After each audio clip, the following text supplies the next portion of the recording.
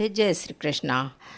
आज मैं श्रीमद् भागवत पुराण स्कंद 2 और अध्याय 5 में भगवान के समस्त कारणों के कारण कौन है, हमारे भगवान श्री कृष्ण हैं। तो यहाँ पर नारद जी पूछ रहे हैं ब्रह्मा जी से, वे बोल रहे हैं, देव देव नमः ते अस्तु भूत भावन पूर्वज तत्विजनानिह यत ज्ञानम आत्मतत्वम निर्देशम। श्री नारद मुनि ने ब्रह्मा जी से पूछा, हे देवताओं में प्रमुख देवता, हे प्रथम जन्मा जीव, मैं आपको सादर नमस्कार करता हूँ। कृपा करके मुझे वह दिव्य ज्ञान बताएं जो मनुष्यों को आत्मा तथा परमात्मा के सत्य तक ले जाने वाला है। परंपरा प्रणाली अर्थात गुरु शिष्य परंपरा की पूर्णता की और भी पुष्टि होती है। और प्रथम जन्म माँ जीव ब्रह्मा ने सीधे परमेश्वर से ज्ञान प्राप्त किया था।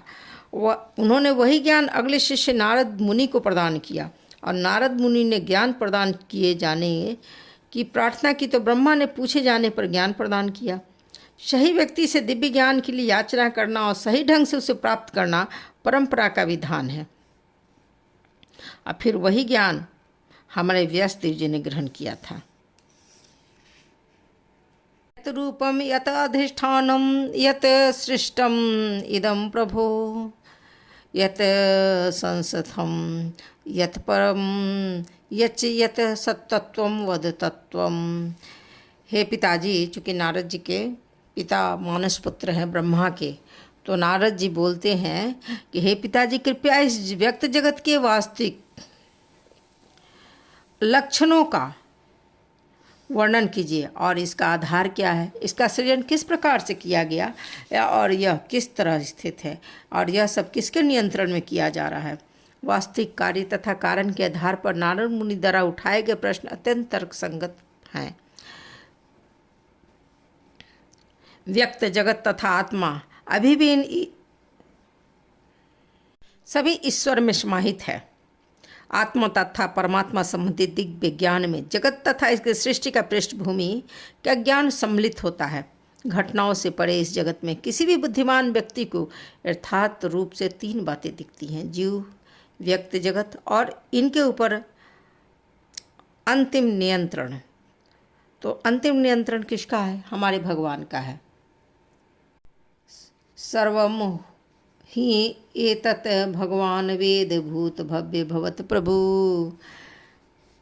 कर आमलकम वत विश्वम विज्ञान अवसितम तव।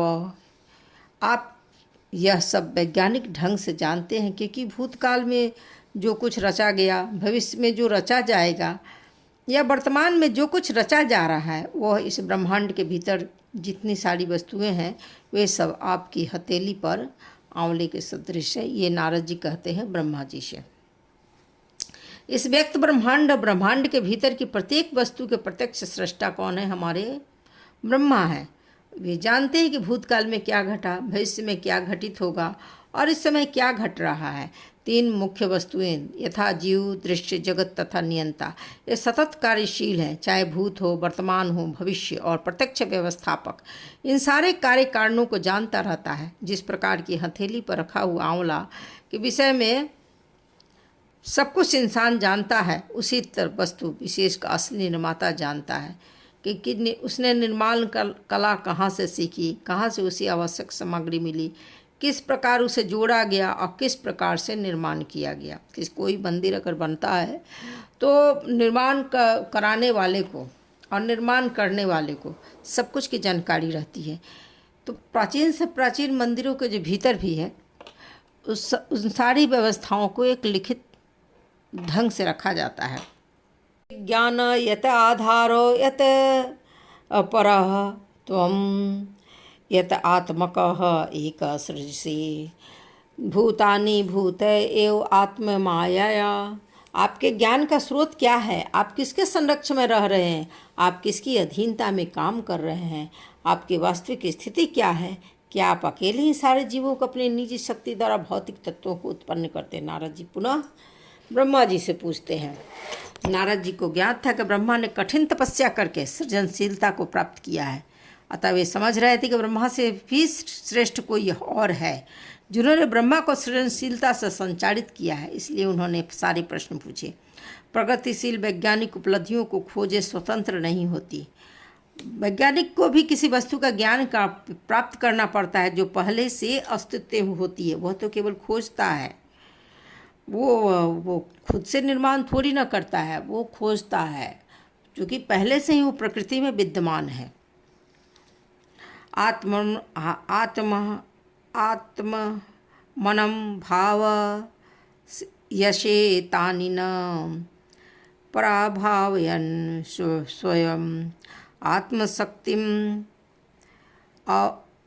अवसष्टभ्य ऊर्णनाभियो अकलम। जिस प्रकार मकड़ी अपने जालों को सरलता से उत्पन्न करती है और दूसरों के द्वारा पराजित हुए बिना अपनी सृजनशीलता प्रकट करती है, उसी प्रकार आप अपनी निर्भरता की शक्ति को प्रयुक्त करके दूसरे से सहायता लिए बिना सृजन करते। यहाँ प्रश्न कर रहे हैं नारद जी कि क्या आप खुद पर निर्भर हैं आप या आप दूसरे पर निर्भर नहीं हैं कि खुद से ही आप सारी सृजन जितनी भी प्रकृति है, जितनी भी सृष्टि है, क्या खुद से कर रहे हैं?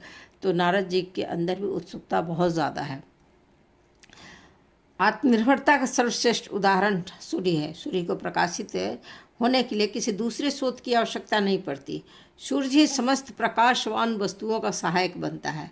सूर्य के होने पर अन्य कोई प्रकाशवान वस्तु महत्वपूर्ण नहीं होती।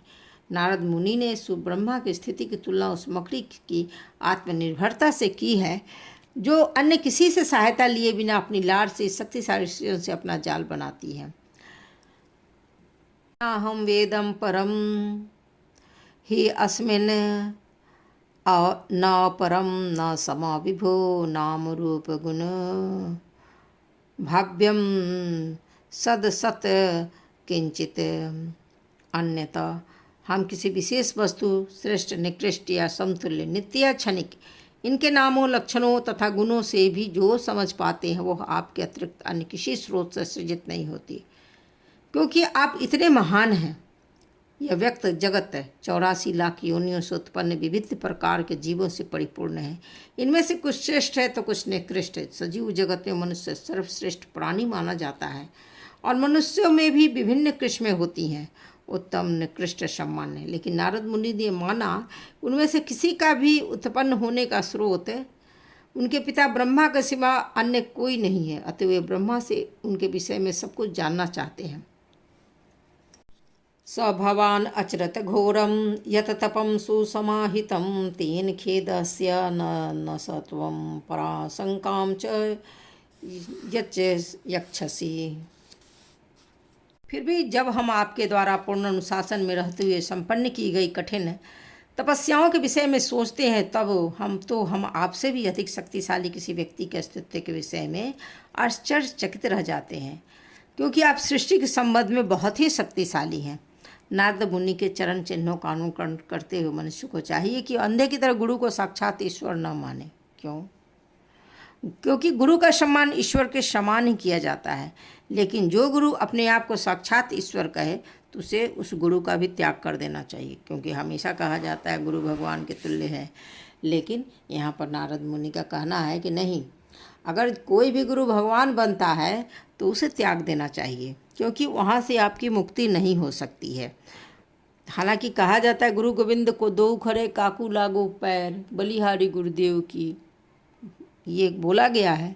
लेकिन नारद मुनि यहाँ कहते कि नहीं, जो भी गुरु अपने आप को साक्षात ईश्वर कहे तो उसे तुरंत त्याग देना, क्योंकि उस तुरंत ही समझ जाइए कि ढोंगी आदमी है। उन्होंने नारद मुनि जब ने देखा कि ब्रह्मा भी किसी श्रेष्ठ पुरुष की पूजा कर रहे हैं तो उनको संदेह हो गया। परमेश्वर तो श्रेष्ठ है, उनका कोई आराध्य नहीं है, तो फिर ब्रह्मा जी क्यों पूजा कर रहे हैं? एतत् मे पृच्छत सर्वं सर्वज्ञ सकलेश्वर विजानीह यथा एव इव इदम अहम बुद्धय अनुशासितम। हे पिताजी, आप सब कुछ जानने वाले हैं और आप सबके नियंता हैं। मैंने आपसे जितने सारे प्रश्न किए हैं उन्हें कृपा करके बताइए, जिससे मैं आपके शिष्य के रूप में उन्हें समझ सकूं। तो नारद जी को संदेह हो गया है, लेकिन फिर भी कहते हैं कि आप सब कुछ जानने वाले, सबके नियंता हैं, और जितने भी प्रश्न किया हो कृपा करके सारे जरा समझा दीजिए। क्योंकि नारद जी के सारे प्रश्न बहुत महत्वपूर्ण हैं। उन्हें ब्रह्मा से प्रार्थना की उपयुक्त रूप से समझे, क्योंकि उन्होंने देख लिया कि पिताजी भी किसी और की पूजा कर रहे हैं। तो ब्रह्मा जी बोलते हैं, सम्यक कारुणिकस्य इदं वत्स ते विचिकित्सम यत् अहं चोदितः सौम्यम भगवत वीर्य दर्शने। ब्रह्मा जी ने कहा, मेरे वत्स, तुमने सब पर करुणा करके ही सारे प्रश्न पूछे हैं, क्योंकि इनमें से मैं श्री भगवान के पराक्रम को बारीकी से देखने के लिए प्रेरित हुआ हूँ। नारद जी ने तुरंत ही पकड़ लिया। पहले वे सोचते थे मेरे पिता जो हैं, मानस पुत्र जो मेरे मानस पिता हैं, वे ही सब कुछ हैं, लेकिन जो ही उन्होंने देखा कि वे पूजा किसी और भी देवता का कर रहे हैं, तुरंत वहाँ पर सावधान होकर उनसे क्वेश्चन कर दिए। और जब नारद मुनि प्रश्न करते हैं तो ब्रह्मा जी भी उनको बधाई देते हैं, क्योंकि जब भी भक्तों से श्री भगवान के विषय में प्रश्न पूछा जाता है तब वे अत्यंत प्रफुल्लित हो उठते हैं। भगवान के शुद्ध भक्त का लक्षण है। श्री भगवान के दिव्य कार्यकलापों से संबंधित ऐसी वार्ताओं से वह वायुमंडल शुद्ध हो जाता है जिसमें ये वार्ताएं होती हैं। ऐसे प्रश्नों का उत्तर देते समय भक्तगण जीवंत हो उठते हैं। यह प्रश्नकर्ता उत्तरदाता दोनों को ही शुद्ध करने वाला है। शुद्ध भक्त जो कि नारद जी हैं और प्रश्न देने वाले हैं ब्रह्मा जी हैं, तो वे भगवान के विषय में प्रत्येक वस्तु ये जान रहे होते हैं और उससे संतुष्ट, जानकर भी तो संतुष्ट इंसान के ब्रह्मा जी भी नहीं होते हैं। भगवान के बारे में बार बार जानते हैं, बार बार ये बताते हैं, फिर भी भगवान के बारे में कोई भी संतुष्ट नहीं हो सकता है, चाहे वो ब्रह्मा जी हो, चाहे भगवान का अनिग्ध भक्त ही हो, क्यों नहीं। श्री भगवान का यश प्रत्येक व्यक्ति को ज्ञात है। जब उन्हें ऐसा अवसर प्रदान किया जाता है तब वे बहुत प्रसन्नता का अनुभव करते हैं। धर्मोपदेश के कार्य का यही मूल सिद्धांत भी होता है। ना नृतत्व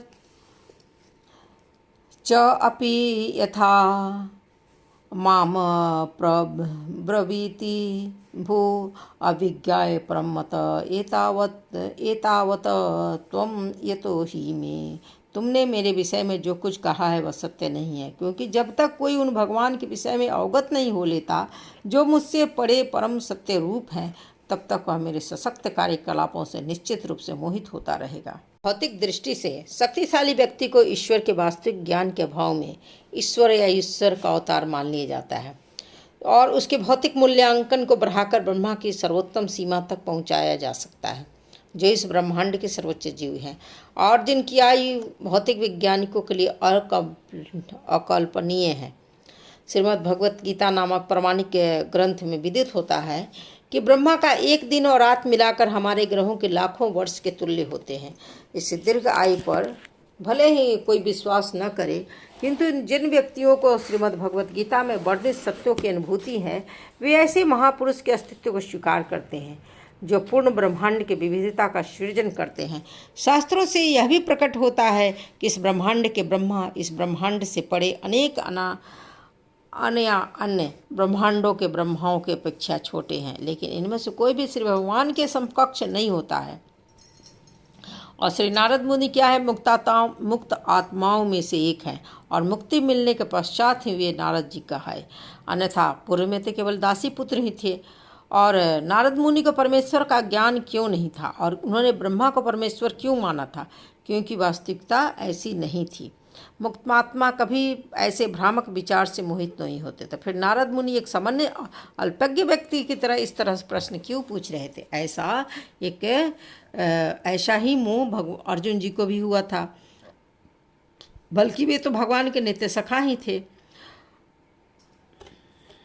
ये दोनों का मोह, अर्जुन और नारद जी का मोह, भगवान की इच्छा से ही उत्पन्न हुआ, जिससे वे भौतिक व्यक्ति भी श्री भगवान के वास्तविक सत्य और ज्ञान की अनुभूति प्राप्त कर सकें।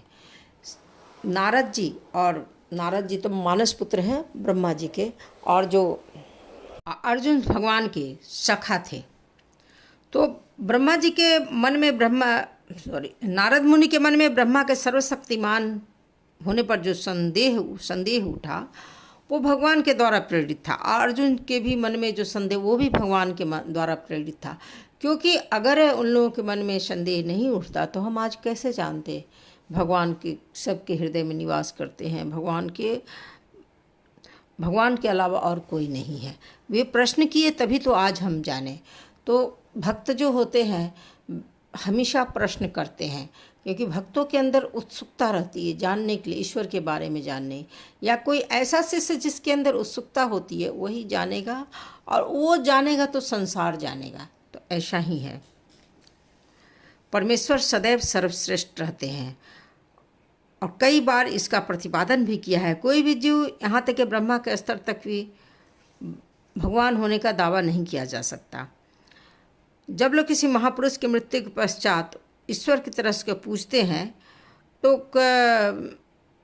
किसी को भी ऐसा भ्रम नहीं होना चाहिए, क्योंकि अयोध्या के राजा रामचंद्र जी जैसे अनेक राजा हुए, किंतु वे भगवान राम नहीं बने। बहुत से राजा हुए, अयोध्या का राजा रामचंद्र जी जैसे बहुत से राजा, बहुत वीर, बहुत प्रतिभाशाली राजा हुए, भगवान राम के पहले भी और भगवान राम के बाद भी। लेकिन भगवान तो श्री राम ही कहलाए, वे लोग नहीं कहलाए, क्योंकि जो भगवान राम के अंदर गुण था वो गुण उनके अंदर नहीं पाया गया। तो भगवान के श्री राम जी के अंदर भगवान के गुण थे, तो हमें भगवान के रूप में पूछते हैं। हालांकि बहुत से उनके पहले भी जो थे राजा लोग थे, वे बहुत अच्छे और बहुत वीर और देवताओं के संरक्षण में भी रहने वाले थे, लेकिन फिर श्री रामचंद्र भगवान की तो बात ही कुछ अलग है।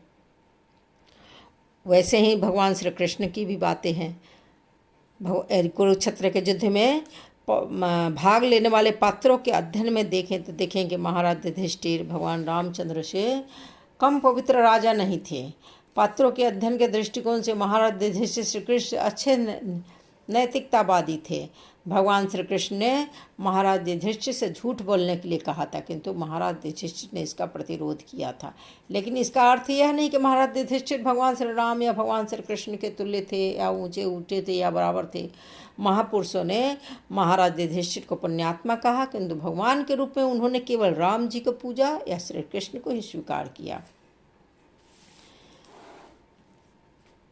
क्योंकि ईश्वर सदैव ईश्वर रहते हैं और सामान्य प्राणी कभी भी उनकी क्षमता नहीं कर सकता है। एन स्वरोचिसा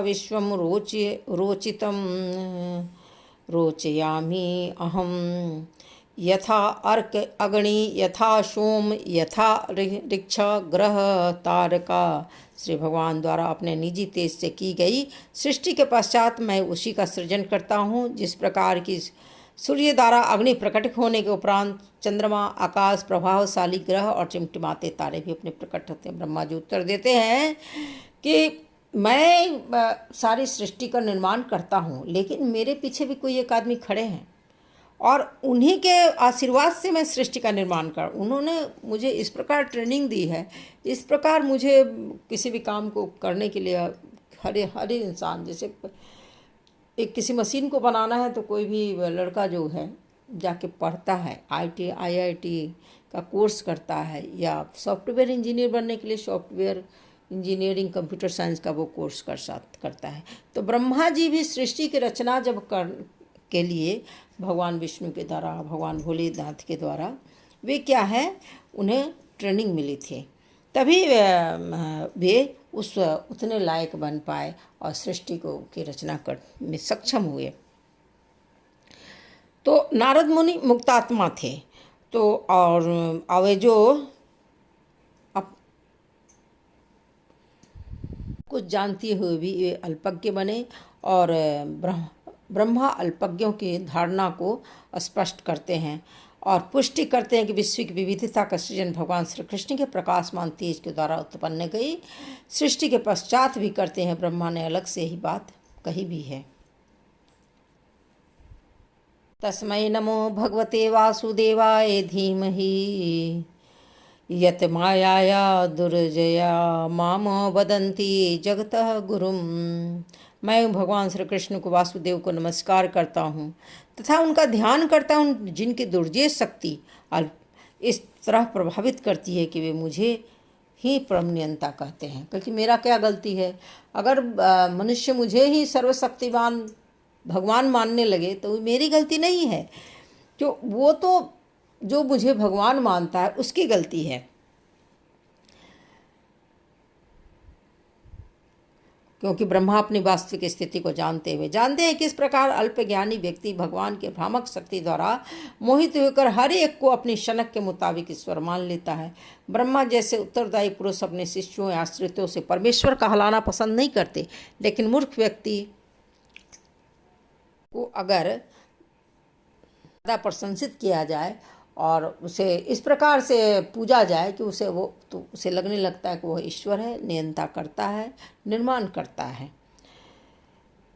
जी मानन्या यस स्थातुम इच्छा पथे आमुय विमोहिता विकथते मम अहम इति दुर्घय।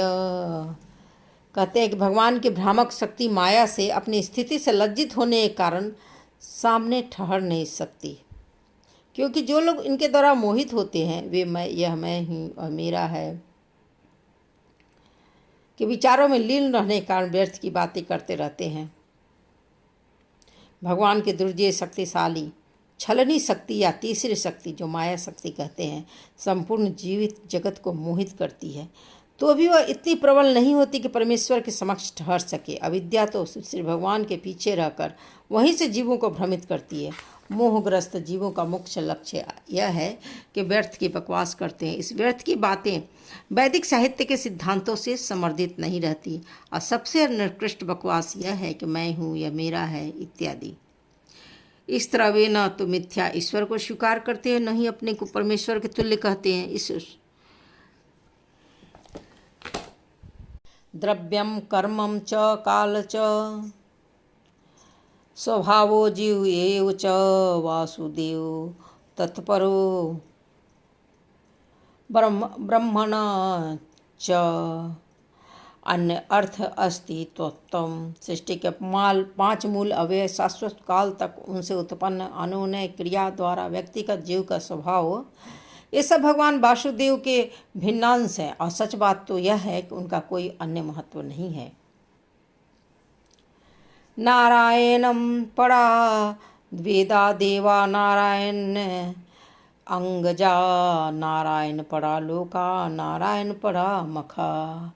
सारे वैदिक ग्रंथ परमेश्वर द्वारा बनाए गए हैं और उन्हीं के द्वारा निर्मित है। देवता भी श्री भगवान के शरीर के अंगों के रूप में उन्हीं की सेवा के लिए हैं। विभिन्न लोक भी श्री भगवान के निमित्त हैं और विभिन्न यज्ञ उन्हीं को प्रसन्न करने के लिए संपन्न किए जाते हैं।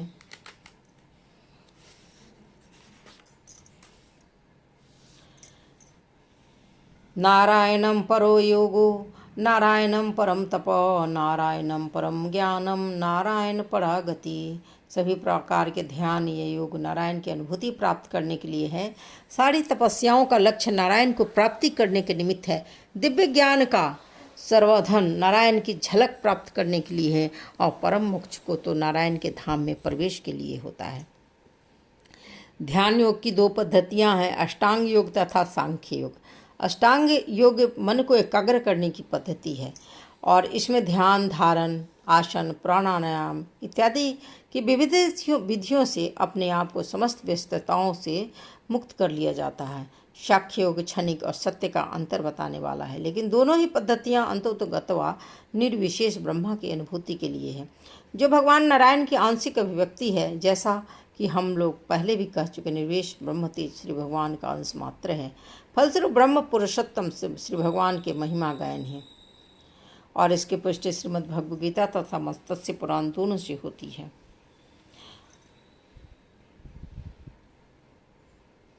अपि दृष्टु ईशस्य कूटस्थस अखिल आत्मना सृजामि सृष्टम अहम इच्छया एव अभिचोइतम। उनके द्वारा प्रेरित होकर मैं भगवान नारायण द्वारा सर्वव्यापक आत्मा के रूप में परमात्मा के रूप में उनकी ही दृष्टि के सामने पहले जो सृजित हो चुका है उसी का फिर अन्वेषण करता हूँ, और मैं भी केवल उन्हीं के द्वारा सृजित हूँ। कि सृष्टा ब्रह्मा भी स्वीकार करते हैं कि वास्तविक सृष्टा नहीं है, बल्कि भगवान नारायण द्वारा प्रेरणा प्राप्त हैं। उन्हीं की अध्यक्षता में वे समस्त जीवों के परमात्मा स्वरूप उन्हीं के द्वारा पहले से निर्मित वस्तुओं का सृजन करते हैं। परमात्मा तथा आत्मा, उन दोनों को ब्रह्मांड के बड़े बड़े महापुरुषों तक ने जीव में निहित माना है। परमात्मा तो भगवान है, जबकि आत्मा श्री भगवान का नित्य सेवक है। श्री भगवान आत्मा को प्रेरित करते हैं कि उन्होंने जो कुछ पहले सृष्टि की है वह उसका सृजन करे, और भगवत कृपा से संसार में जो कोई किसी भी वस्तु की खोज करता है वह उसे का खोजी माना जाता है। जैसे कि कोई वैज्ञानिक किसी वस्तु का खोज करता है तो उसका नाम आता है। और कोलंबस ने पश्चिमी गोलार्ध का अन्वेषण किया, लेकिन वास्तविकता तो यह है कि भूभाग का सृजन कोलंबस ने नहीं किया था। वह विशाल भूखंड परमेश्वर की सर्वशक्ति मता के कारण पहले से वहाँ था, और कोलंबस को भगवान के विगत सेवा के बल पर अमेरिका का अन्वेषण करने का श्रेय प्राप्त हुआ।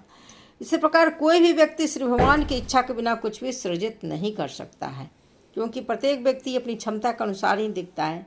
यह क्षमता ही मनुष्य के द्वारा श्री भगवान की सेवा करने की रजामंदी के अनुसार श्री भगवान द्वारा प्रदान की जाती है। श्री भगवान कर्ता को उसी अनुपात में शक्ति प्रदान करते हैं जिस अनुपात में श्री भगवान के चरण कमलों में आत्मसमर्पण करता है। भगवान ब्रह्मा श्री भगवान के महान भक्त हैं, अतः भगवान ने उन्हें शक्ति प्रदान दी कि यह प्रेरणा दी कि हमारे समक्ष जैसा ब्रह्मांड है वे वैसे ही ब्रह्मांड की सृष्टि करें। श्री भगवान ने उसी तरह अर्जुन को कुरुक्षेत्र में युद्ध के लिए भी प्रेरित किया था। तो चाहे कुरुक्षेत्र का युद्ध हो या किसी अन्य स्थान अथवा अन्य समय में लड़ा गया कोई युद्ध हो, वह भगवान की इच्छा से ही लड़ा जाता है, क्योंकि श्री भगवान की मर्जी के बिना कोई इतना बड़ा जनसंहार तो नहीं कर सकता। दुर्योधन के दल ने भगवान की महान भक्त द्रौपदी का अपमान किया, और द्रौपदी ने भगवान से तथा वहाँ पर उपस्थित सारे मूक दर्शकों से इस अनुचित अपमान से बचने के लिए याचना की थी। तब अर्जुन को भगवान ने सलाह दी थी कि वह लड़कर बदला ले, अन्यथा दुर्योधन का दल श्री भगवान की इच्छा से किसी न किसी प्रकार मारा ही जाता। तो अर्जुन को निमित्त मात्र बनाने और भीष्मदेव एवं कर्ण जैसे महान सेनापतियों का वध करने का श्रेय लेने के लिए अर्जुन को कहे थे भगवान ने। सत्वम रजोतम इति निर्गुण्यस्य गुणात्रय स्थिति सर्ग निरोधेषु गृहीता माया विभो। परमेश्वर अपने शुद्ध आध्यात्मिक रूप में सारे भौतिक गुणों से परे होते हैं, फिर भी भौतिक जगत के सृजन, उनके पालन तथा संहार के लिए अपनी बहिरंगी शक्ति के माध्यम से प्रकृति के गुणों को सतो गुण, रजोगुण तथा तमोगुण के रूप में स्वीकार करते हैं।